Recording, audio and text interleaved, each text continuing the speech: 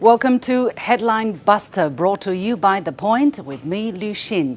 In this show, I will dissect China-related stories from around the world and discuss with our guests to compensate the missing pieces of the China puzzle. Join us in real time by sending us a comment or question via the CGTN page on Twitter, Facebook, YouTube or Weibo. If you're watching this live on the CGTN application, so please email me at thepointwithalex@cgtn.com. We live stream every Friday at 10:30 a.m. Beijing time, so do get in touch and your comments will appear on the screen. As usual, let me share one thoughtful message we have got since last week's show on some biased coverages of the Hong Kong protests. This viewer, a professor emeritus who identifies himself as an Englishman, wrote us a long message, including the following passages. There are several motivations for the overwhelmingly negative media reports of China in the West. There is racism, particularly from the US and UK, which have a long history of anti-Chinese opinion. There is an inherent arrogance towards China because Western elites consider themselves to be superior morally and intellectually. The arrogance introduced by a sense of moral superiority led to the despicable Opium Wars in which the British destroyed the lives of millions of Chinese. It is a pity that the youth of Hong Kong have not been taught their history. Indeed, the permanent disgrace of Britain remains to this day and is further increased by its meddling in China's affairs. A big thank you to this viewer for sharing his thought on the topic. The historical context is absolutely important when we talk about this topic. Now, the moral and intellectual arrogance comes in my eyes, a lack of understanding about Chinese culture and the Chinese people. I strongly recommend people come to China and see for themselves what China really is, who the Chinese people really are, and then the arrogance, the ignorance, I hope, will, and the discrimination, I hope, will go away. As for the youth of Hong Kong, it is sad there is no compulsory Chinese history education for them since the handover. Without knowing our past, we lose sight of where we come from and who we are. This must be changed in the future, however difficult the process will be. So many thanks to all those who have communicated with us. We're always eager to hear from you, from our viewers, especially if you don't agree with me. So please keep sending us your feedback. Now, on to today's topic, Hong Kong again, as the situation continues to grip domestic and international headlines. Now, two developments stood out. First, the appearance of the People's Liberation Army soldiers on the streets of Hong Kong to clear roads damaged by the protesters and rioters. Then, the standoff between police and rioters on the campus of the Hong Kong Polytechnic University that started on Sunday night. Now, first on Saturday afternoon, People's Liberation Army soldiers stationed in Hong Kong left their barracks to help clean up rubble that was blocking the city's streets. Members of the PLA have been in Hong Kong since the city was handed back to Chinese rule in 1997, but have only emerged from their barracks twice in the past 22 years, the first time being last year when they helped in the aftermath of a major typhoon. Then, an unknown number of protesters and rioters started occupying parts of the Hong Kong Polytechnic University campus last week. But the situation escalated on Sunday as rioters tried to face off police using a variety of improvised weaponry and dangerous items, including bricks, firebombs, homemade napalm, and bows and arrows. One police officer was injured by an arrow which almost penetrated his leg. Speaking on Tuesday, Hong Kong Chief Executive Carrie Lam said that more than 600 people had surrendered at the university and that universities have become weapons factories now, and they look like military training grounds. The Hong Kong police announced on Tuesday that in the past day, the police arrested around 1,100 people for offences, including taking part in riots. Those who laid down their arms and surrendered were either arrested or registered and set free depending on their age. So far, no deaths has been reported because of the standoff. But if you look at the international coverage of the situation, you might get a totally different understanding. For instance, on the campus standoff, you'd think those who occupy the campus were innocent students or even heroes, given the language used to describe the standoff. And that leads to my first example, the New York Times.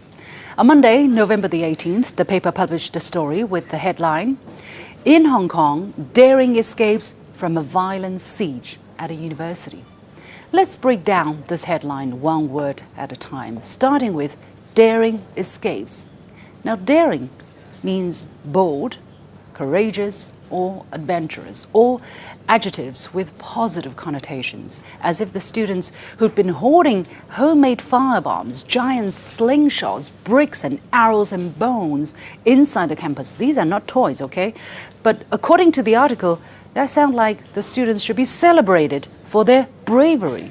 I can think of a few other words that would be a bit more accurate. Now, escapes, also misleading, since the article states that police officers have offered protesters one way out of the Hong Kong Polytechnic University campus, but they fear following these instructions could lead to their arrest. And despite running out of options, the students fear they will be arrested if they obeyed police instructions to drop their weapons and leave through one designated exit. So actually, there was no need for them to escape. The police offered a way out on the condition that the rioters drop their weapons, meaning the rioters who tried to escape either did not want to drop their weapons or who were afraid of being arrested.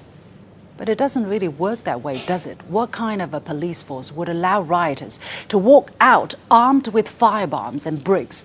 What kind of a society would not arrest rioters who hijacked a university, turning it into a weapons factory and using it as a base to harm police officers?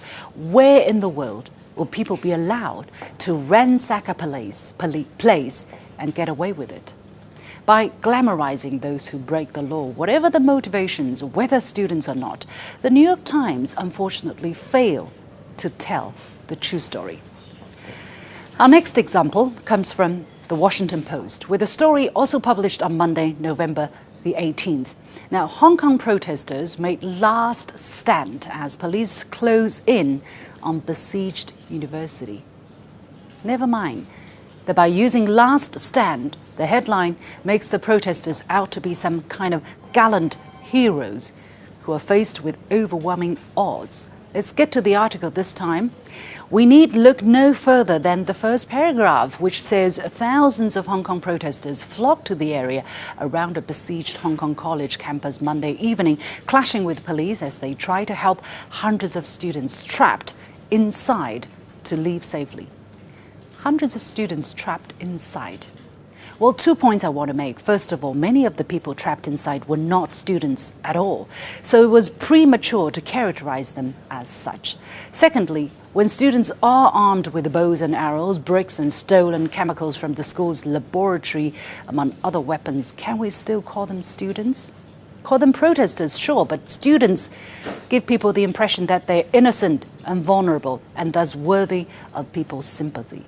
The damage and harm that had been done by some of these young students is actually quite obvious. We all saw the picture of the man who aimed a bow and arrow in full stretch at police. He was clearly an adult with strong muscles. I've never met such kind of a student before. Have you? Maybe in the US. The article mentions the students are trapped inside 6 times. To me, saying they're trapped makes it sound as if they are helpless victims without any option to leave the campus they chose to occupy in the first place.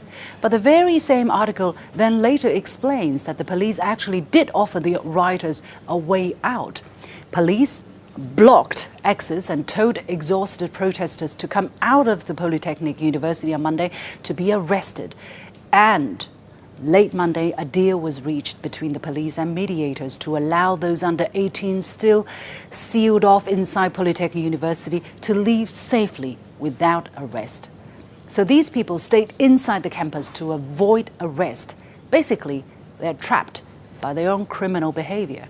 And those under 18 were given the option to leave without being arrested. Let's not forget, a minor is fully capable of breaking the law. But I understand the leniency exercised here. After all, one of the two principles set by the SAR government and police is humanitarianism. But if you didn't take the time to read the entire article, you could easily walk away with only a biased slice of the whole story. By phrasing the beginning of the article this way, the journalist is hinting to the reader who the good guys are and who the bad guys are. Our final article today is just one of many international media outlets reporting on the PLA soldiers. The Guardian on November the 18th published a story with the headline, "Hong Kong protesters wary over elite troops clearing roadblocks." The article begins by outlining the events of the day in a rather matter-of-fact way in my eyes. It adds that when a local journalist asked one of the PLA officers what the group was doing, he responded, "We volunteered. Stopping violence and ending chaos is our responsibility. We are spreading positive energy." But the editorializing quickly sets in. For many, the article says, in Hong Kong, the message was not a positive one. Pro-democracy activists interpreted it as an attempt to intervene in the city's affairs. Amid Hong Kong's quickly escalating political crisis, anti-government protests that are now in their 6th month, many interpreted it as an ominous warning. So the article says many people interpreted the move as ominous. But then who does the article quote to back up this claim? A professor based in London. Not very convincing, huh? On the other hand, what about the local residents who loudly cheered the soldiers when they came out? If not many people cheered, at least some cheered very loudly and right in front of the eyes of the journalists, including that local one who questioned the PLA officer. Somehow, the journalists forgot to include the reactions from the people there.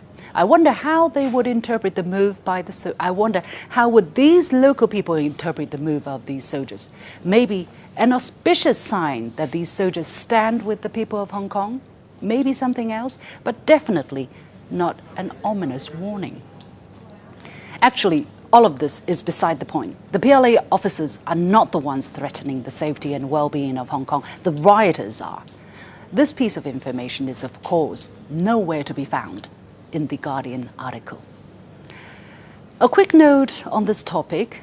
We originally wanted to dissect another New York Times headline that reads, "Chinese troops clean Hong Kong streets, prompting fears," in which the journalists called the events a tightly choreographed photo op that threatened to upend a fragile calm in a city bracing for more unrest. Think about all of the words, all of the contradicting messages packed in here. So the soldiers coming out to clean the street pose a threat to the calm in the city. I was wondering just how that claim could be made before a few days later, when the story mysteriously disappeared and was replaced with a completely different one. Well, I won't miss it.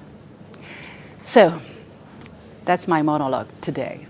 Please write to us to the platforms you're on or to the email address, thepoint@cgtn.com, and tell me what you think of all of the things that I've listed up front. We'll take a very short break and we'll be back with more guests to discuss this topic. Stay with us. Images may appear to be identical, but looks can be deceiving. The difference is not always obvious. It has to be discovered. There are always different sides to a story. We put the focus on the details. To see more, to understand better. CGTN. See the difference.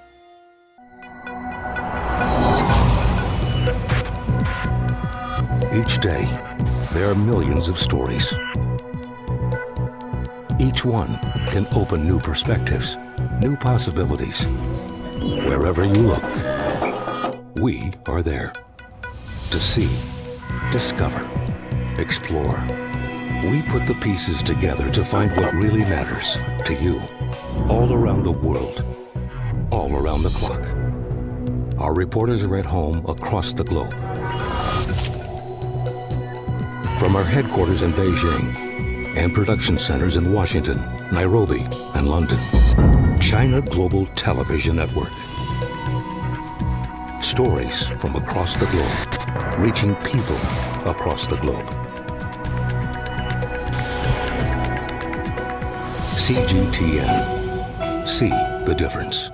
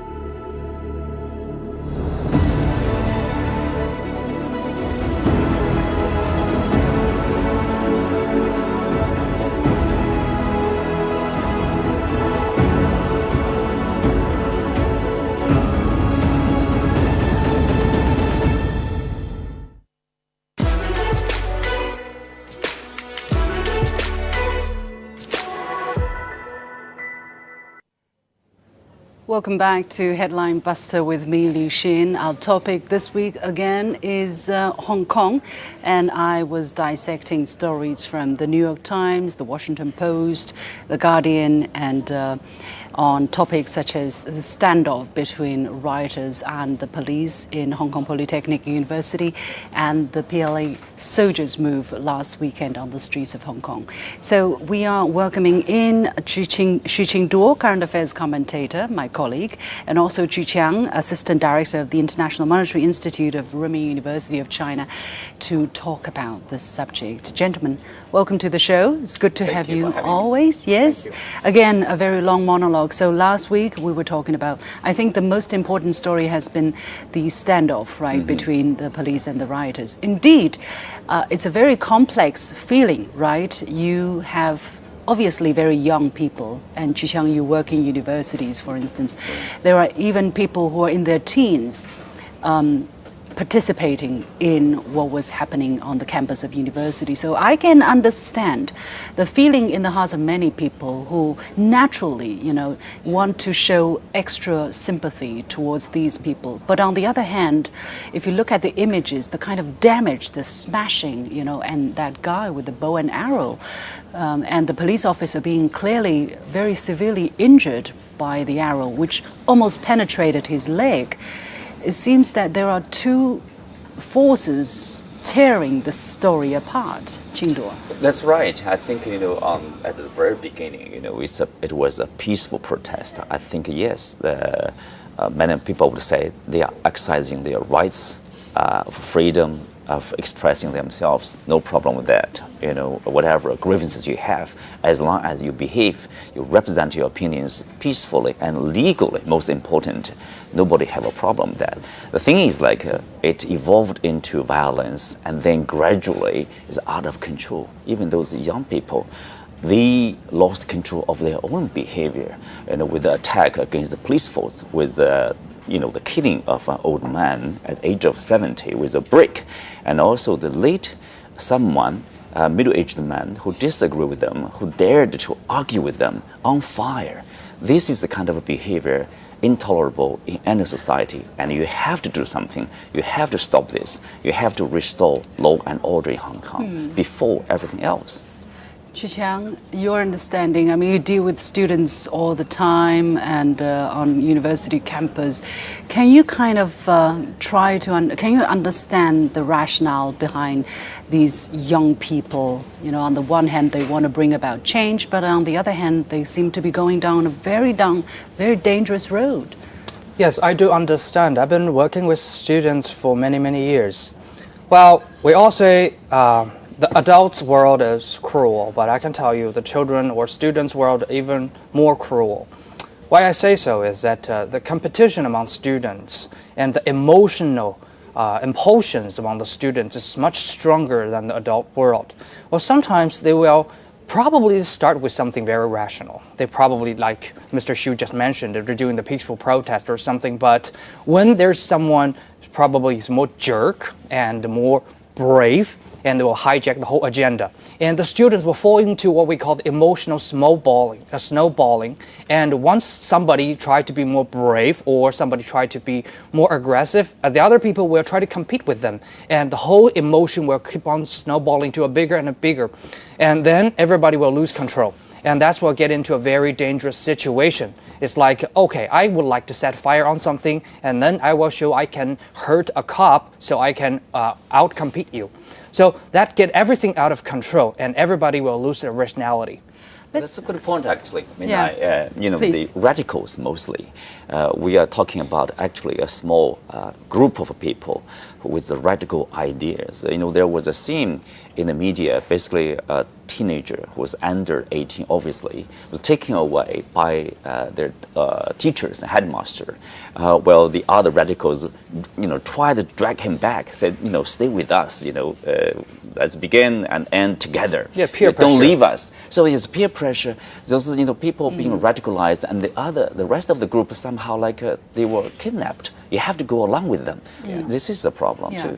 We have a comment coming from this viewer by the name of Kenny Rowell. It was on Twitter, on YouTube, and it says, every time a country talks about democracy in a place, normal people will suffer there. Syria, Ukraine, Libya, Iraq, Afghanistan, Venezuela, and etc. And now it's Hong Kong's turn. Qingduo, your take on this? Well, this is an excellent point with this past approval of the bill on Hong Kong in the U.S. Congress. Basically they are siding, made it public, we're siding with the protesters, the violent protesters over there, to overthrow the government, even to declare independence of Hong Kong. And then what kind of fate Hong Kong will have? Will Hong Kong become Syria, Ukraine, Libya, Iraq, Afghanistan? No good choice. We got to be careful with that. And they somehow, I think the U.S. congressperson, they ignored the other side of the story, the violence, even the crime committed by the radicals. And they say, they keep insisting, keep calling them pro-democracy protesters. As long as there's democracy, somehow everything is justifiable. That's completely wrong. Yeah, Chiang, your take? Yes, I think Kenny made an excellent point. Yes, it is. I think so-called democracy and or centralization is just a tag. Well, it's just a label. And everything, when you look into that, when you want to try to find the truth, you have to look at what behind that. Who is really benefiting from this situation? Who is really making the call? Well, I always saying that a lot of audience, when you watch the TV, you probably say the rioters, the young students, is out of their mind and they're crazy, making people angry. No, I think we should be sympathetic to those students. Well, they're actually also the victims. I'm mentioning is who is really behind this curtain pulling the string. It's some adult, somebody who would not really to show their face up on there. And they're using the young people to be like the ashes of the cannon and to achieve their agenda. And this is the evil one. Absolutely. I mean, you were talking about the psychological snowballing. Actually, this is only one factor. I think this effective psychological snowballing was being used by the people who are pulling the strings behind the scene to achieve their very dirty aims. It is well documented, and it is almost an open thing that these young people are paid to do certain things. For instance, if they get arrested, they will be paid a certain amount. There is almost a price list of what you do. If you kill a cop, you get how much money. If you get arrested, you will get how much. And there's a lot of money being channeled to push these young people in the name of fighting for democracy. I actually agree with you that in this case, many of these young people, the teens, are total victims themselves as well. They are competing for the street name, the glories on the Facebook, and even, well, the sex and even the money. So everything is luring them into the trap. Well, in the U.S. bill, basically said like if you have a record of committing this violence in Hong Kong, basically it's like an honor. You can still come to the apply for United U.S. States. visa to go Yeah. to U.S. to study. So they are encouraging such kind of acts, violent acts. This is very unfortunate. And also, if you look at the media, probably just have done that. The media somehow with this subtle tone to encourage the young people to continue your course with violence, paralyze the city, and try to subvert the government. But these kind of efforts, basically, they are trying to glorify, to justify the behavior, the violent behavior, which is against the law. As I said, these articles I was reading about, they use words such as last stand, yeah, or heroic behavior. Too much video game they played. or students, never, always trying to kind of glorify or legitimize at least or justify the action. And in the end, when these students come out, they realize what really they have done, right? It will take some time for them to look back to Because see some of how them wrong they will were, land in probably. jail if Yeah. they're over the age of 18, if they have really smashed up shops. And actually, if you smash up something, and even if you're 16, let's say, you should still be held accountable in a maybe minor way. Yeah, right? we encountered the situation before. We call it the pulling out of the matrix effect, which is like, do you watch the movie Matrix? You unplug them behind the brain, and then suddenly you get out of the VR, you get into the reality. It's like when the students get it together, when the emotional snowballing keep rolling, and once you pull them away from the crowds, you talk to them individually, they will suddenly back into the reality, and they will talk and think like a normal person. Many of them, I heard reporting that some of them just started screaming and crying, realizing what they have actually done and the consequences of what they have Especially done. those people, of course, from the Polytech University. Yeah, let's take a look at this comment first. So from this person by concerned citizen, if writers are writers, say so and not say they're heroes or freedom fighters. That seems to be the most difficult question, most difficult thing for many people, right? It seems like yes, they rioted, but because they're students, we're not going to call them rioters. And that is basically the most difficult thing many of the Western journalists find. They're not willing, they're not able to do that. Even today, they are still calling them like a pro-democracy fighters, pro-democracy, protesters. So what exactly is it behind? Is it because this is happening in Hong Kong, a city they want to see destroyed? Exactly. The thing is like, before you have democracy, before you have a freedom, have everything else, you have to obey the rule of law. Hong Kong is a place of rule of law, and which is the cornerstone of Hong Kong as this metropolis, international metropolis. So if young people get out of hand and ignoring the rule of law and regulations, then there will be chaos, the paralysis of the city we have seen over the past months. And Hong Kong has been sinking into recession economically, financially. And then even some people are suggesting this radical idea of basically shutting down the this financial system in Hong Kong. By burning this is cash. even crazier.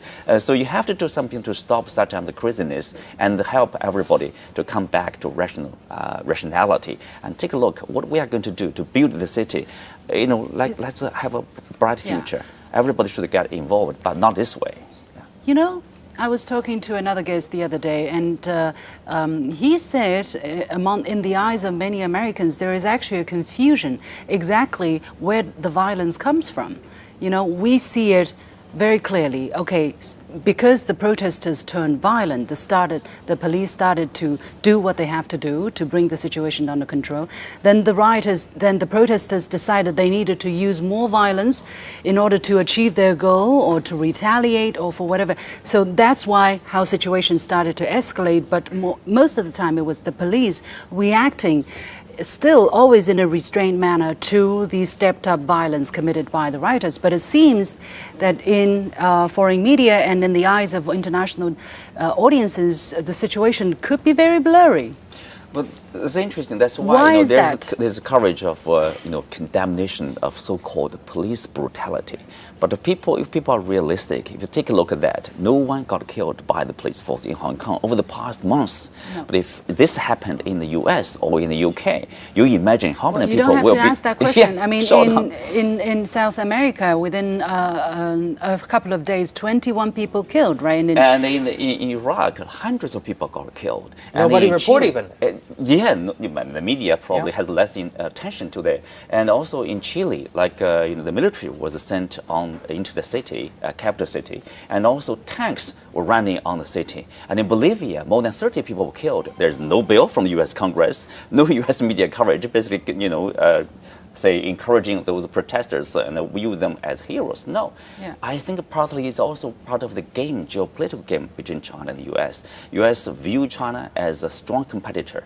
Some people in the U.S. they want to slow down the economic growth of China or the rise of China. So Hong Kong is a piece of chess here. Yeah. Well, the UK, I guess the UK cannot totally be absolutely, I don't know, clean in their motivations. At least they have taken some quite questionable steps. For instance, what's happened concerning the staff, one of the staff member of the UK General Consulate. Samuel Chang, right? Yeah, in Shenzhen, actually, the UK embassy here in China released some kind of a statement of the UK Foreign Secretary saying sympathy for him, standing with him, but it turned out, they were acting too fast, I would say. It's Why like, so? this guy was... the prudence, where's the prudence? Where's their sophistication? I think this is just a show. Actually, when you are facing such a crowd issue or event, rationality is not something you should get involved into. For the politicians, they're not stupid. They're actually very smart because they have to react fast. They have to show their voters that I am supporting Hong Kong, because the voters actually in UK, they have the emotion to support Hong Kong. So the politicians just try to utilize and leverage up the crowd emotion so they can get the vote, and that's it. Next time when they switch another stance, they probably use another attitude. That's the democracy, so-called. But I obviously think that in this case, in Samuel Chen, they actually acted too fast. Yes, right? too fast. They had to delete that original tweet, which caused quite an uproar among the Chinese netizens. Well, we have to leave it there. So much to talk about. Many thanks to Xu Qingduo, a current affairs commentator and my colleague, glad to be here, and Chu Qiang from Renmin University. Thank you. And with that, we come to the end of this edition of The Point, of Headline Buster from The Point with me, Liu Xin. Many thanks for all the letters and comments you have left with me. I will take a look at them when I come off the show, and I'll highlight some of them next week on our show. So do keep sending them, and thank you for having watched us.